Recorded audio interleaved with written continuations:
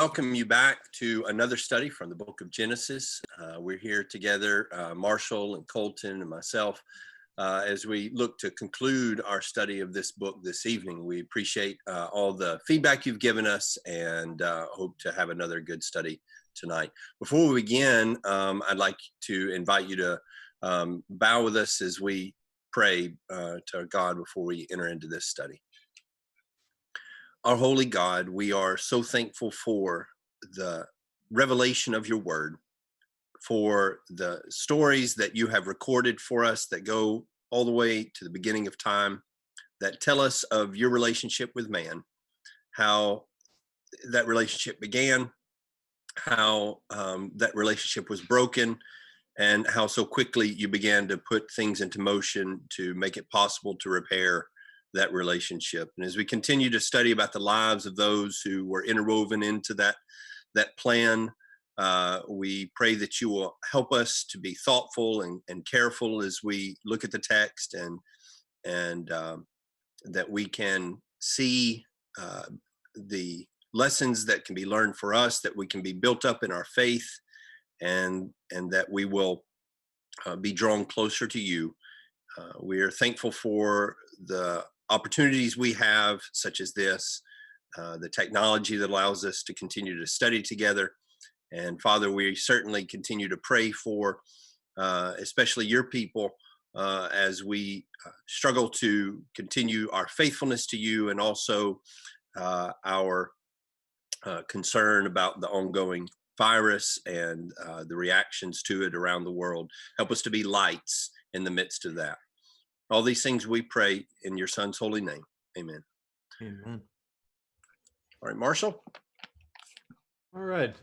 Thank you again for being here tonight. We're just going to go have a quick overview here at the beginning before we get into chapters 38 through 50. And so we started this study in Genesis 1 through 11 by looking at the early history of not only the world, but especially of mankind. And we saw that God created the world in 6 days, and he rested on the seventh day. The first man and woman, Adam and Eve, disobeyed the single prohibition God had given to them and brought sin and death into this world. And that's really the theme of the Bible, is what's God going to do to take care of this problem of sin and death? The problem we brought into this world, God is going to fix by his grace. Now, the problem of sin continued to escalate in the story of Genesis in these early chapters, ending with God destroying everything except Noah, his family, and the animals that were safe in the ark. And God began anew from that point forward. Yet sin continued with the curse of Canaan, with the Tower of Babel. Things did not get better after the flood. So then we came to Genesis 12 through 50, and we saw in that the story of the patriarchs, where Moses really zooms in and focuses on the origin of the Jewish people. You see, the patriarchs were the fathers of the Jewish people. Uh, Sorry about that. Whatever I said sounded like "Hey Siri" because my phone started doing things. All right, so Abraham, Isaac, and Jacob are the center characters of the rest of the book of Genesis. The faith of Abraham serves as an example for all of us, really. He is an example of righteousness. In fact, Paul even says in Galatians 3, verses 6 and 7 and verse 11, even so Abraham believed God, and it was reckoned to him as righteousness. Therefore, be sure that it is those who are of faith that are sons of Abraham. So then, those who are of faith are blessed with Abraham the believer. You keep moving forward as you look at the story of Abraham, and you come to Isaac. And Isaac is at times reactive and carnal, but also demonstrates deep and abiding faith in God. And so that just leaves Jacob. And we began the story of Jacob in Genesis 25.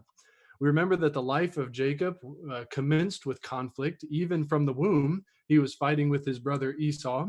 And because of his deceptive and selfish choices, Jacob continued to struggle with others, and especially with God.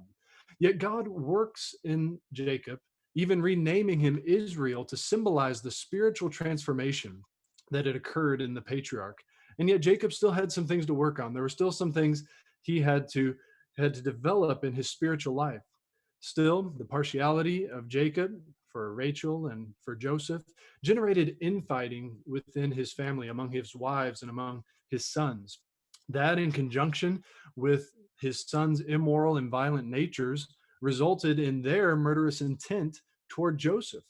And by the providence of God and the quote unquote mercy of Reuben and the greed of Judah, Joseph wound up a slave in Egypt. And that's where we left off last week. And that is where we will begin tonight. We're going to be looking at Genesis 38 through 50, focusing on Joseph. And yet, before we get to Joseph, we have an entire chapter on Judah. Throughout our study, Colton is going to be discussing the sections that highlight the transformation of Judah. And Colton, would you please take us through Genesis 38 as we begin our trek through the rest of the book of Genesis?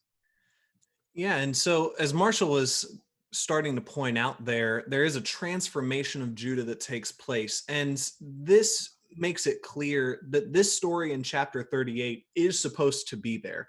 It's not just some random account that is thrown in there into the mix and has really nothing to do with the rest. But Judah is so vital when it comes to the rest of the story. This is no random account of what Judah happened to have done at some point.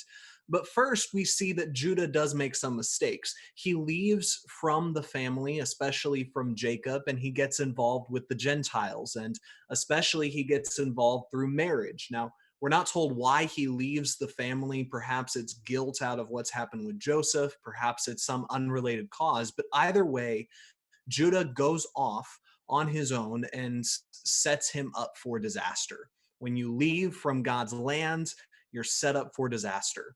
And so with his Gentile wife, the daughter of Shua, he had three sons, Onan, and Shelah. Now, marries a woman named Tamar. And we're not told what nation she is from, but there are some that assume either side of the issue. Perhaps she's an Israelite, perhaps she's a Canaanite. We're not exactly told. But was evil. And in fact, it's kind of just a play on words, perhaps, that the word evil, the Hebrew word there, is the exact reverse of the word and so it's possible that there's a play on words there. But was evil, and he had no offspring after God killed him because of his wickedness.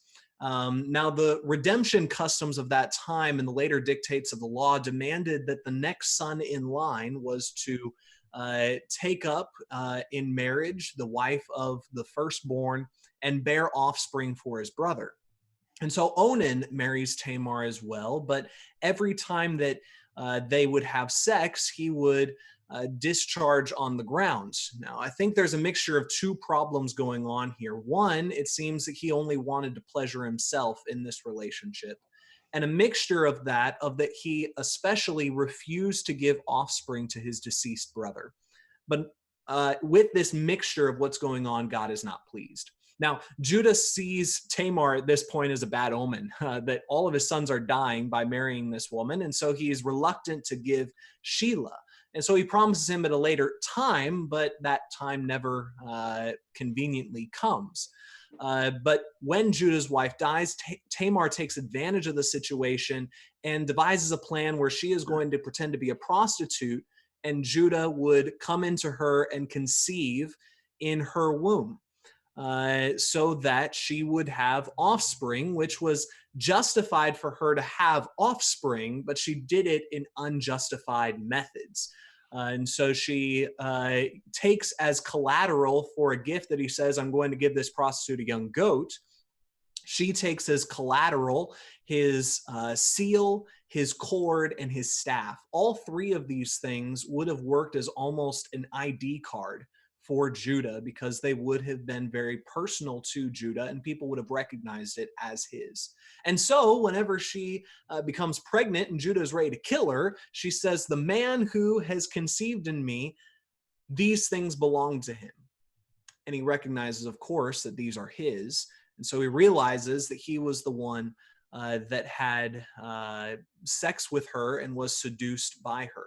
Now, he says a phrase here that says that she is more righteous than I. He does not mean by that she has done something right. But what he means by that is that she has done something at least more righteous than what I have done, which was refuse to give her Shelah whenever he was ready. And so he is not justifying her actions, but it says in verse 26 that he no longer went into her. Now, this is key because unlike Reuben, who committed the same kind of sexual promiscuity in his own life, you see in Judah remorse and you see repentance, which is why, in part, Judah is going to be chosen later on to carry the messianic line. And it is by Perez, who is one of the twins that Tamar has by this illicit relationship, that Jesus would eventually come. And so Judah's change is tantamount to the story of what's taking place here. Now, in contrast to that, you have Judah's unfortunate fault that he takes place in with his sexual sin. In contrast to that, we now come into chapter 39, where you see a very different story of sexual temptation. Yeah. And so coming into chapter 39, I do think that there is a contrast there. And we see lots of contrast between Joseph and his brothers. So 39, 40, and 41, what we see is a pattern with Joseph, where he is put into difficult circumstances. He rises in those circumstances to a position of honor and then falls and then rises again and then falls, and or at least in some way. And ultimately he will end up in a great position of honor, but it's a very rocky road getting there. And I also think it's worth noting the sort of stability of Joseph's character in the midst of that kind of up and down life, where there's hope and then there's hopes dashed and then hope and hopes dashed. So when we left off with Joseph in chapter 37, he'd been sold into slavery into the house of a man named Potiphar. As we come into chapter 39, we see that Potiphar had taken great pleasure in Joseph and had set him over in a position of authority over all of his house. And the only thing he did not have authority over was Potiphar's wife.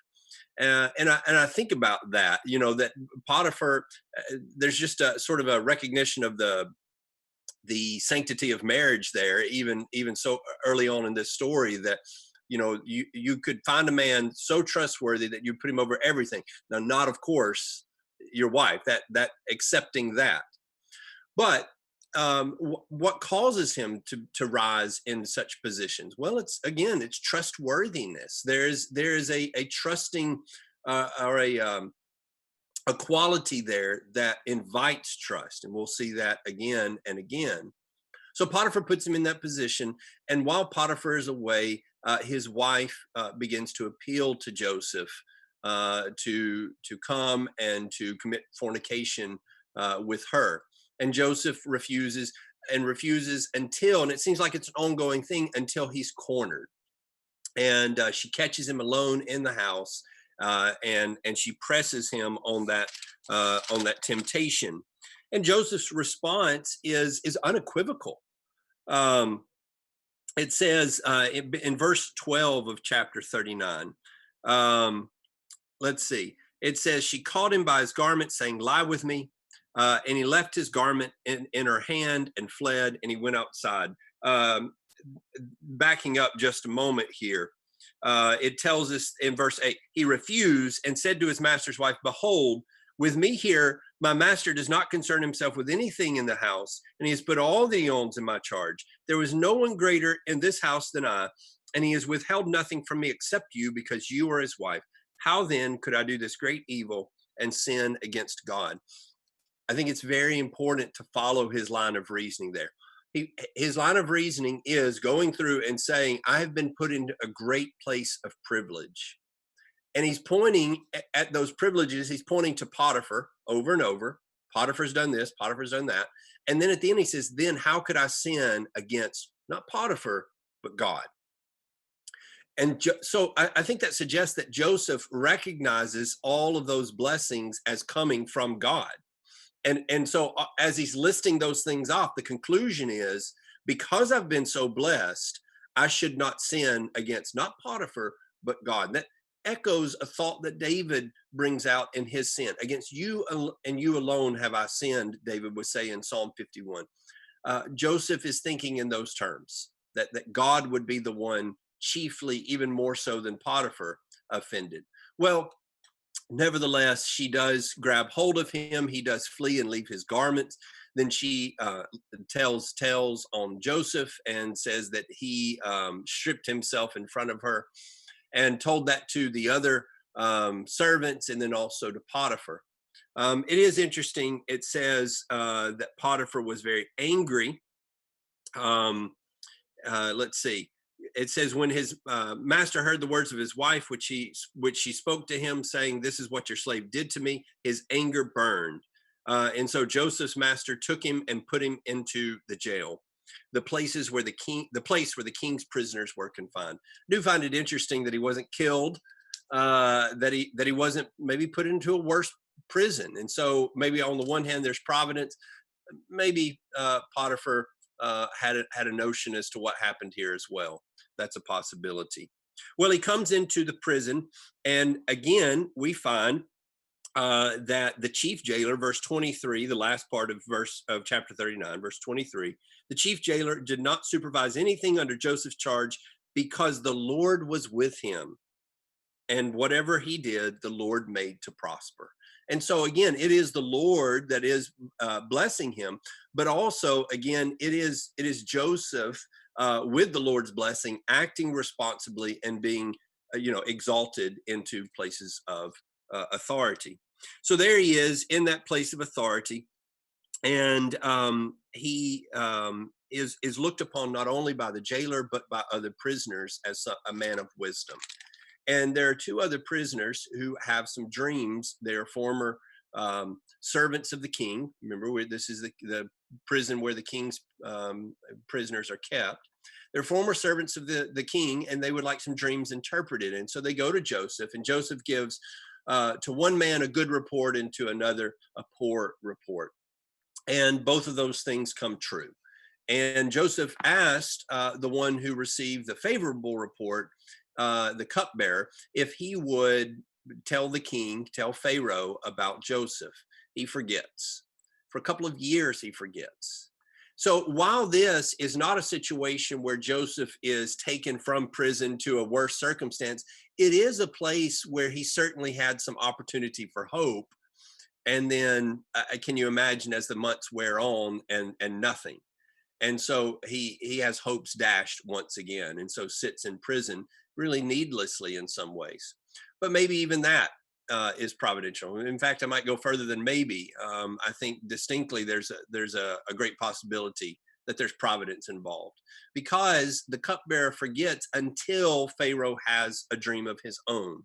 And he is looking for somebody to interpret. And of course, the cupbearer says, "I know somebody who not only interprets dreams, but interprets them accurately," that he told the cupbearer and the baker. And so he tells Pharaoh to call on Joseph. Joseph comes and is able to interpret the dreams of Pharaoh, which are in their interpretation, two dreams point to 7 years of plenty and then 7 years of famine.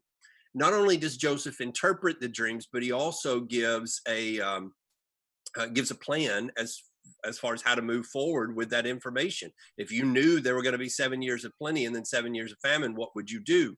And so Joseph says, here's what you ought to do. You ought to save up during the time of plenty, and store up and make sure that there's plenty in a reserve. And then when the time of famine comes, of course, people will be wanting to buy that food, and you'll be able to sell it back to them and be able to ration that out in that way. Well, the king says, I need somebody to be able to put in charge of this. Who better than the man who came up with the plan and the one who was able to interpret the dream? He sees that wisdom. He sees that wisdom from God. And of course, God's the one who's given him the ability to interpret these dreams in the first place. So yet again, we find Joseph rising to a position of authority. And his authority is such that yet again, he is put second in command. He's over basically all of Egypt. And in being over all of Egypt, Pharaoh is the only one above him.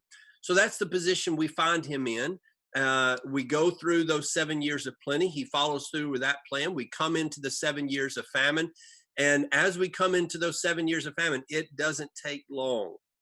When you go from plenty and living like you have plenty into famine, very often people end up in need very quickly. And so people come from all over to Egypt in order to buy grain. Among those who are looking for grain are Joseph's brothers. And so it provides for some interesting interaction over the next several chapters. And so, Marshall, why don't you take us into chapter 42? Absolutely. And so Genesis 42 begins with Jacob sending his sons, minus Benjamin, to Egypt to buy grain.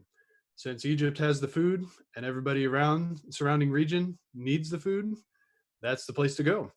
Now remember that Jacob has a lot of mouths to feed. If his clan is anything like Abraham's, then he has hundreds of servants in addition to his family for whom he must provide sustenance. And so the brothers travel to Egypt, seemingly by one of the major trade routes, along with the Canaanites and others who were also seeking grain in Egypt. And when the brothers arrive, they appear before Joseph and bow before him. Does that sound familiar? I think we heard a dream a couple of chapters back about that. And so Joseph recognizes them, but they do not recognize him. Decades have passed by this point, and Joseph has matured from a 17-year-old to now a full-grown man, and also probably in some kind of Egyptian garb. And he just doesn't look like their brother, and they're not expecting to see their brother in this position. So someone may suppose, as Joseph interacts with his brothers, remembering his dreams, that he's just taking cheap shots at his brothers, claiming that they're spies as a kind of "I told you so." But that doesn't seem to fit the character of Joseph. As he tells his brothers that, as they not knowing that he is their brother and he's knowing them, he says, "You are spies, you've come to spy out the land." I think that what Joseph is just trying to do is at this point gather information to see how his brothers will respond to accusations, and then find out how his family has fared over the years. It's been a long time since he's seen any of them. He doesn't know how his father is. He doesn't know how his brother, younger brother, is. They didn't have social media. He couldn't go on Facebook and stalk them to see what had happened since he left. Joseph offers his brothers a chance to show that they have changed. And he even gives them an action to perform in order to prove themselves to him and to all. He places them in prison and asks that one bring the youngest, Benjamin, back to Egypt. After 3 days, however, Joseph allows all of them except Simeon to fetch Benjamin. Not knowing that Joseph can understand their language, the brothers speak amongst themselves, acknowledging their guilt concerning Joseph. Just listen to verse 21 for a second. "Truly, we are guilty concerning our brother, because we saw the distress of his soul when he pleaded with us, yet we would not listen. Therefore, this distress has come upon us."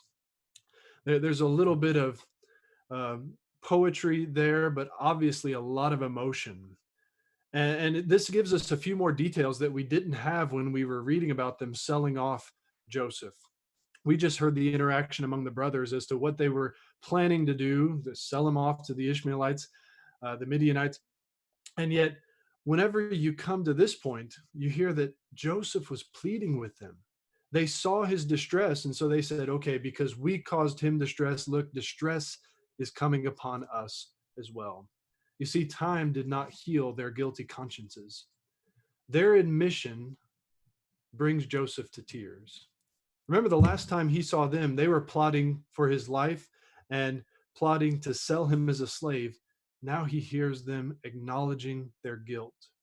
And it's not that they just have to acknowledge it. It's not that they've been caught. They are talking among themselves. They're not talking to Joseph. They don't know that it's Joseph. They don't even know he can understand because there's an interpreter in between them. They are just feeling remorse for what they have done. And yet at this point, Joseph is not ready to reveal his identity to them. He sends them on their way with grain and hides their grain payment in their sacks. And when the brothers later discover that their money is there, they are terrified. Why? Because they are assuming that indeed distress is coming upon them. Yes, they didn't have to stay in prison, but this isn't the right word because this is Hindu versus Christian or Jewish, but it's almost like karma. They're saying, look what God is doing to us because of what we have done. Probably still thinking about the death of Joseph. We hurt him. Now look what happened to us because we're going to be caught with this money. And so they may have thought we're off the hook in Egypt, but no, it's coming back to catch them. And so when they arrive home, the brothers tell Jacob everything that has happened to them in their travels. Jacob's overwhelmed. He accuses his sons of bereaving him of his children. Specifically, I think he's talking there about Simeon and now Benjamin. And it's interesting if you look at the original language there, the emotion of Jacob's accusation is highlighted by the Hebrew word order. Me, you are making childless, is how you might be able to render that. The emphasis being put on me, putting it at the beginning of the sentence. Yet Reuben assures Jacob that if he sends Benjamin with them to Egypt on their next trip down there, he, Reuben, will return Benjamin home unharmed. He even places his own sons down as collateral.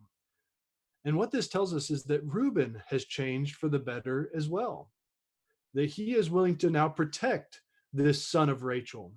And you saw some protection in that he said, don't kill Joseph earlier in the story. And yet we see Reuben sinning against Jacob.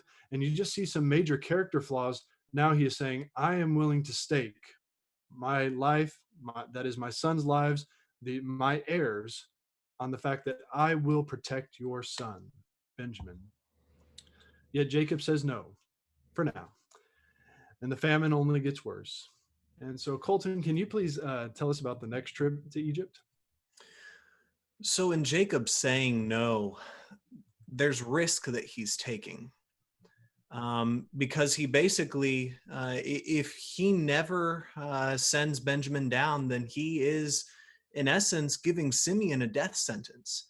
But perhaps he was giving him even a death sentence by waiting around, that he waits for so long that he doesn't send Benjamin down, and he tries to send all of the rest of his sons without listening to Joseph's requests and holding Benjamin back like he did the first time. Now, Judah stands up against his father in this instance, and he tells him that they're not going to go unless Benjamin goes with them. And at which point Jacob criticizes his sons for telling Joseph about Benjamin in the first place, but they said, how are we supposed to know that they were going to ask that specific question? And then this situation would arise up. And so I will go ahead and say, yes, there is a change that's happening in Reuben, but I believe his offer is kind of rash because it doesn't seem to solve the situation of, hey, we can go down. I'll make sure to take care of Benjamin. And if he dies, then your 2 grandkids will die too. You know, that doesn't seem like a great solution to the problem. But in contrast, Judah offers himself. He says, if I don't bring back Benjamin, I offer myself for shame forever if Benjamin is not brought back to you. If I could say this, someone offering themselves up to shame sounds like a much more messianic approach than with Reuben's option. And so Jacob agrees, and he sends a gift with them to appease Joseph's wrath, and sends back the money that had been put back into their pouches that was sent back so that if there's any accusation of theft, they say, this was an accident, here is the money back to you. So when they arrived at Egypt, they attempt once again to bring back the money that Joseph had put, which showed to Joseph that the brothers have gained integrity, that they are not going to hold on to this financial accident, and they instead bring back the money to give back to Joseph. And so Joseph then brings out Simeon because he also sees Benjamin, and Benjamin is with them as has been promised, or at least was requested. And he throws them a feast at this point. Now, upon seeing his full-blooded brother Benjamin, his baby brother as it were, he just loses composure. And this has happened a couple of times, and perhaps some people have rightly called Joseph the weeping patriarch. And he breaks down his composure and he leaves the room without any warning. And when he comes back after he's pulled himself together, as it were, he returns and the meal is served. And it's served according to the typical Egyptian caste system, that it was served to the one in charge, who, as far as they're concerned, was an Egyptian. It's served to the Hebrews, and then it's served to others. But he sits them down according to their age.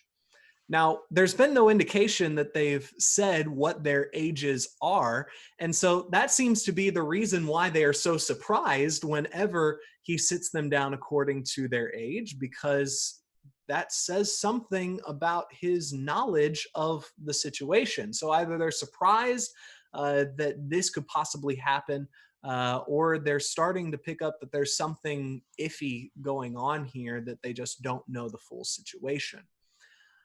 And so he eats with them at this point. Now, the last time they ate together with their brother Joseph, he was separated, like in this situation, but separated in a pit, and they were thinking about killing him. And so these tests that he's putting them through helps him to also realize the change that all of the brothers have gone through. And the particular test that he gives now is giving Benjamin 5 times more in this feast than any of the other brothers. He is testing their jealousy, particularly against this youngest brother, who has now become the favorite of Jacob. And it says that they feast with him gladly. And so that shows that they pass this test like the others that they have as well. So when they leave, Joseph again puts the money back in the sacks. But on top of that, he puts his cup, which they would have had access to at the dinner table. He puts his cup in the sack of Benjamin in particular. And the idea that he gives here to the servant is go and overtake them. And when the servant comes and overtakes them, he says, the cup is missing, and whoever sack it is found in, that person will be put to death. And so they start rummaging through the luggage, and you can see the anxiety that builds, especially as they go from the oldest brother. You know, it's not in Reuben's, it's not in Simeon's, Levi, and go on down the list. And once you start getting down to those younger brothers, we start to see maybe it's in Benjamin's. And then we're back to this situation that Reuben and Judah offered for, as Marshall had put it, collateral for the life of Benjamin to return. And whenever it is found in Benjamin's luggage, they all cannot contain themselves.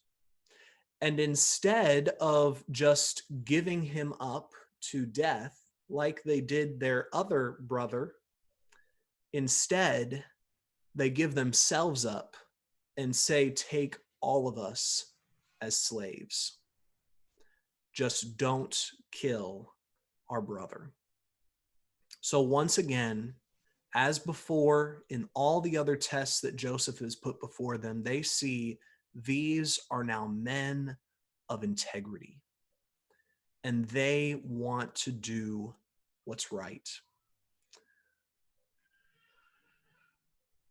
They refuse to be released, and instead they go back down to Egypt with him to offer themselves, again taking the leadership of Judah, who offered himself for the life of another.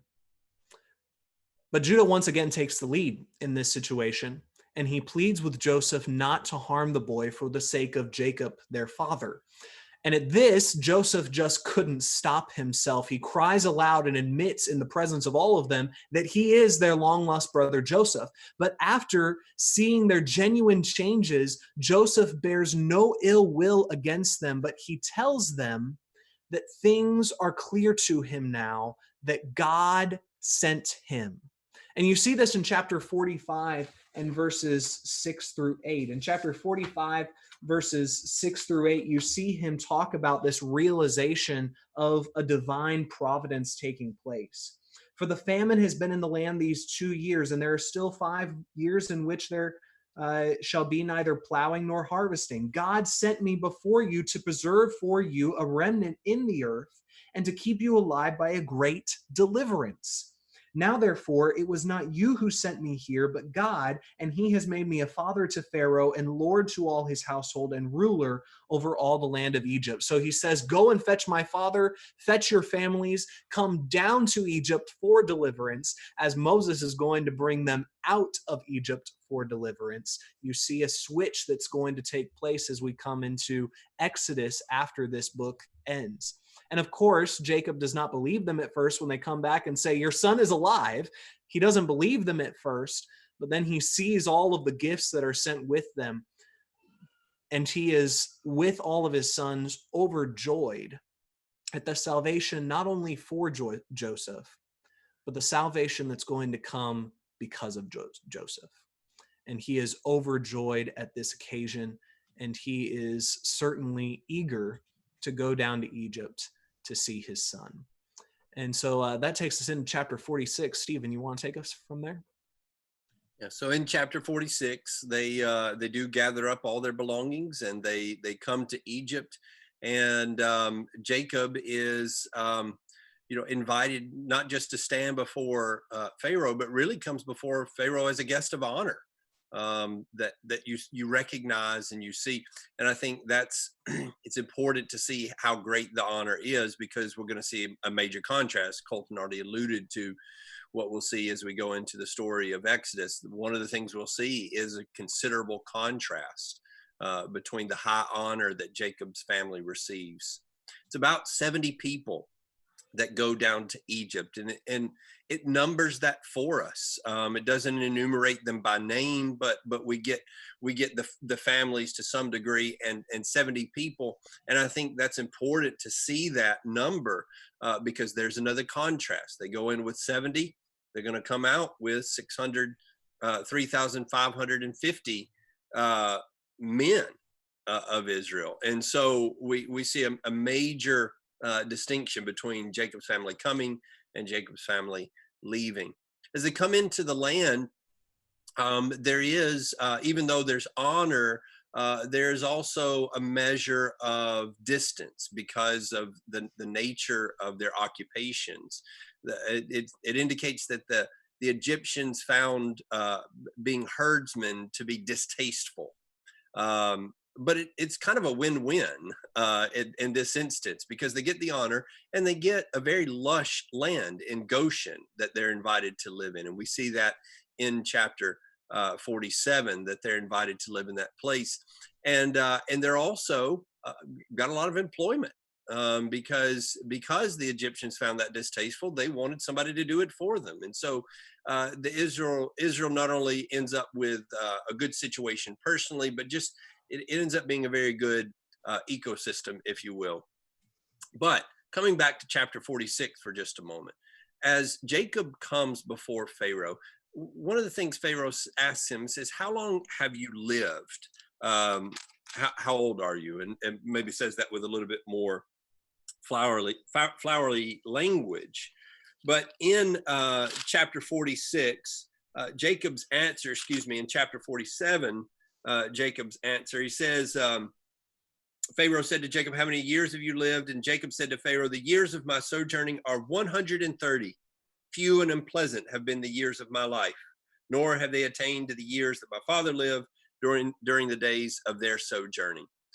Well, first of all, none of us would say, I've lived 130 years, haven't lived very long. But he says, few and unpleasant have been my years. And so he's looking backwards. He's looking back to his fathers. I haven't lived to the years of my fathers, but my years as they have been unpleasant.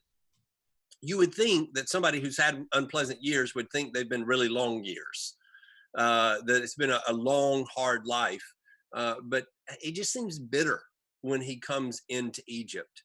Now, I don't want to jump over into somebody else's territory, into Marshall's territory as we move into the blessings, but there is a marked difference in the attitude. And I do think that what we see is that Joseph is able, or Jacob rather, is able, once he gets to Egypt, to sort of look back and see God has been taking care of me. And as he blesses Joseph's sons in particular, he will say, he'll call on God, he says, who has been my shepherd all this time and has brought me to this place. So he goes from coming into Egypt with that bitterness of few and unpleasant to, I want to bless you in the name of God, who has been my shepherd and my caretaker all of this time. And I think that that's sometimes the case when we're going through. We get really frustrated and embittered sometimes, and sometimes it takes that perspective of looking back and saying, no, I see it now. And I think that Jacob gains that perspective as he comes into Egypt. And so now he is here in Egypt. Now they have settled in this land. And it's as if the last couple of chapters are Jacob sort of wrapping things up. He's going to bless the sons of Joseph, bless his own sons. And so, Marshall, why don't you tell us about that? Sure. And so as they are in Egypt, a report comes to Joseph, behold, your father is sick. And that word behold, especially in the Old Testament, often is an attention drawer, maybe even emphatic. So look, your father is sick. And so Joseph takes his sons, Manasseh and Ephraim. We read about them a little bit earlier in our study, or earlier in our studies. And both are probably in their teens or 20s by this point. And they all go to visit Jacob. Jacob recounts how God has blessed him with the patriarchal covenant promises while he was still in Canaan. And Jacob wishes to impart a double blessing, that is the right of the firstborn, on Joseph by adopting Manasseh and Ephraim as his own. Favoritism again? Maybe.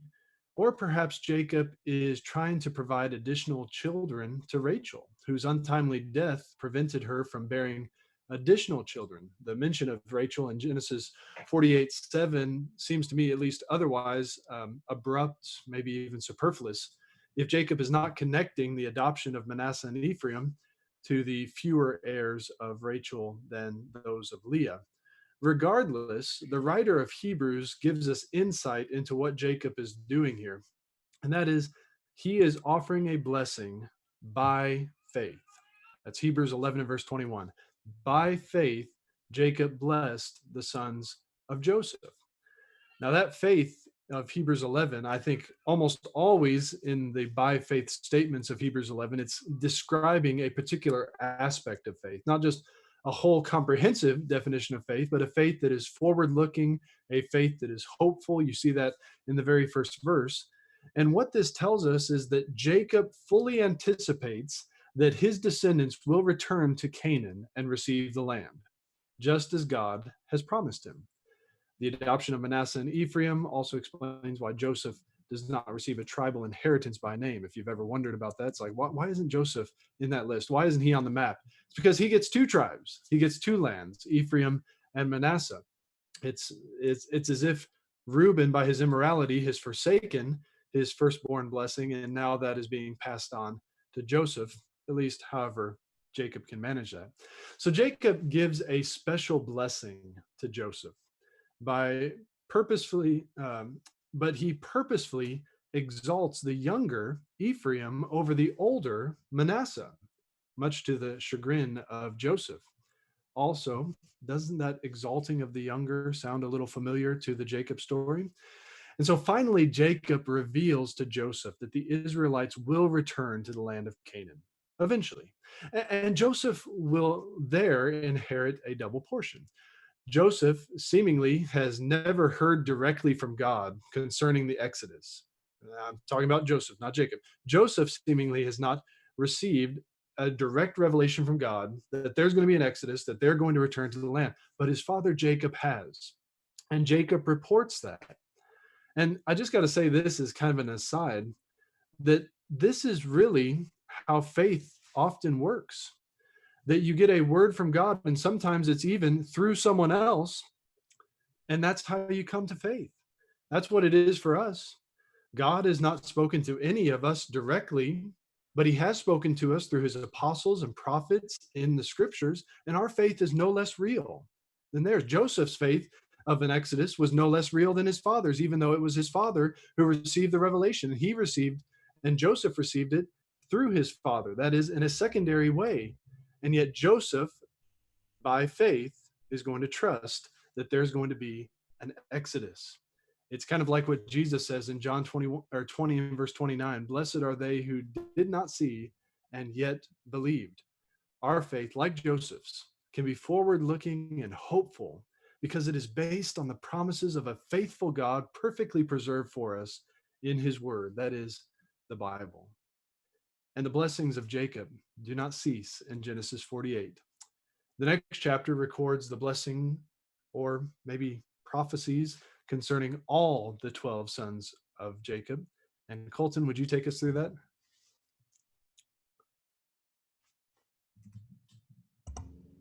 As Marshall had mentioned, this is right on the heels of this great moment of faith in Jacob's life that he pronounces these blessings on Ephraim and Manasseh.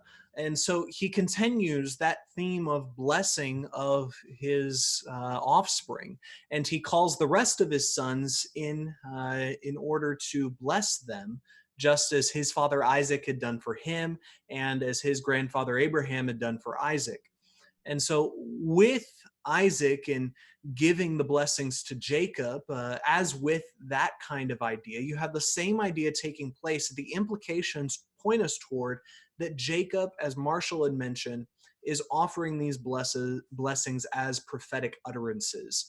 And the idea comes about as well when it says that these are the things of what will befall you in days to come. And so this is forward looking to what is going to happen for the children of Israel.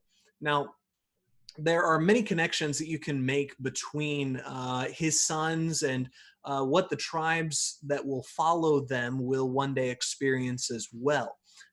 You see perhaps that Zebulun is going to be a lot in the sea trade, and that is actually shown at the end of Deuteronomy that they were very keen on that idea. You see other types of discussions where there is a connection between what Jacob talks about here and what the tribe is going to become later. And so there's a lot of connections that are taking place in this with later history. But he spends most of his time on Joseph and Judah. Now, with Joseph, of course, having been the favorite and kind of a lost son, if you will, that returns to him, he will be, as Jacob says, blessed beyond all his brothers. But he emphasizes that this is a blessing that is going to come from God himself, that God is the one that blesses Joseph. And this is what we've seen throughout the Joseph narrative. It continually came back to that God was with him. God was with him. This is what God did. This is what God did. And it continually comes back to that idea. And Jacob just capitalizes on that idea that he will be blessed. And this was what was prophesied concerning him even at a very young age. But Judah, he also takes some time to focus on.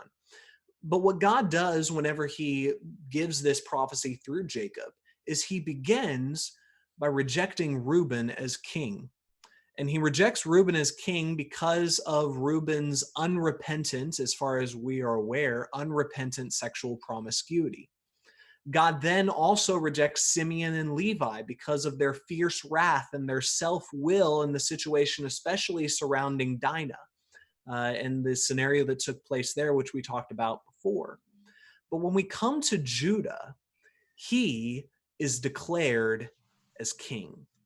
And I want us to read together verses 8 through 10. Now, again, this is chapter 48, and we're going to be 49, and we're going to be looking at verses 8 through 10. It says here, Judah, your brothers shall praise you. Your hand shall be on the neck of your enemies. Your father's sons shall bow down to you, as they had done with Joseph, now for Judah. Judah is a lion's whelp. From the prey, my son, you have gone up. He couches, he lies down as a lion, and as a lion who dares rouse him up. The scepter shall not depart from Judah, nor the ruler's staff from between his feet until Shiloh comes, and to him shall be the obedience of the peoples. What we learn here, again, by prophetic utterance, it is through the line of Judah that God will bring his Messiah, the King of all kings. It is he, that is Jesus of the tribe of Judah, it is he who will be the conqueror of all. It is he who will also be praised by all. And upon this final word to his sons, especially to Judah and Joseph, Jacob then requests to be buried in the cave purchased by Abraham. And Jacob breathes his last, and this becomes the end of this life of faith. But remember, it's these final moments, as we saw in the book of Hebrews, it's these final moments of Jacob, which to some extent become the pinnacle of his life of faith. And I believe we see that in the trust that he put in God, that these things surely would come about. And so now we're to the final chapter of Genesis. And Stephen, if you'll close us out with that. Yeah, and so we see that carry over into the life of Joseph, just as the Hebrew writer is referencing in the lives of Isaac, who's commended for his blessing of Jacob and Esau, and now Jacob in commendation for his blessings. Now, and then Joseph, whose commendation of faith has to do with the thing that he asked for here in chapter 50, that his bones would be taken to the promised land. I think one thing that we see in that section in Hebrews chapter 11 is that men, just as Marshall was pointing out, men are being commended for the faith that looks forward to something that is coming.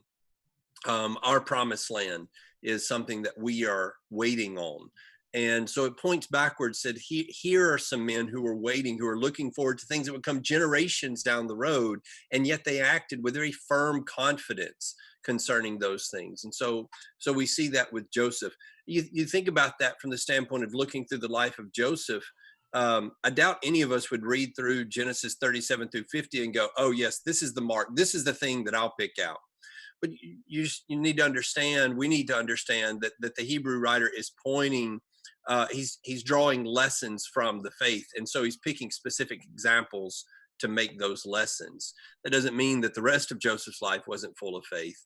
It just means that this really points to the point that the Hebrew writer is making. Well, here in chapter 50, we do have the taking of Jacob's body back to the cave that Abraham had purchased, and he's being buried there with the patriarchs. And not only is that being done, that's being done again with full honors, with Pharaoh's complete support of that trip. And so they take their father back and bury him.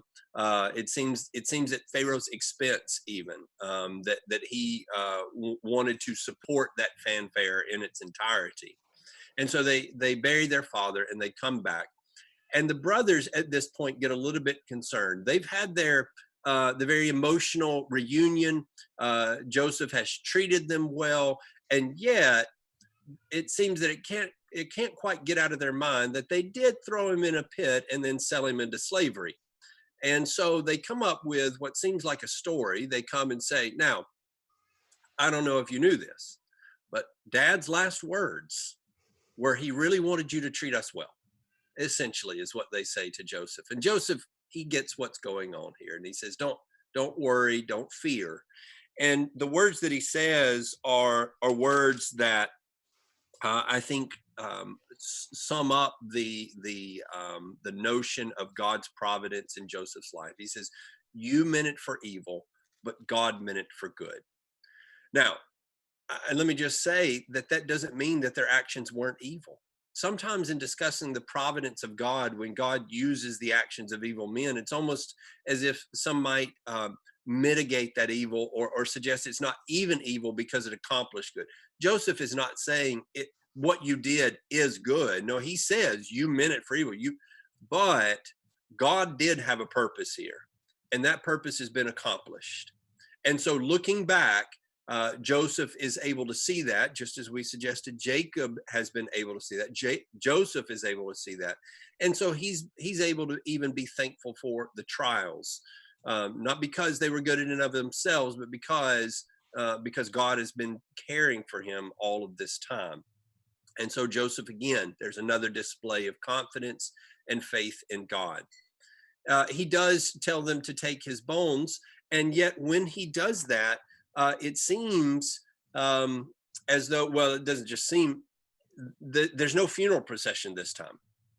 They don't have a procession for Joseph to take him back to the land of Abraham, Isaac, and Jacob, but his bones will stay there in Egypt.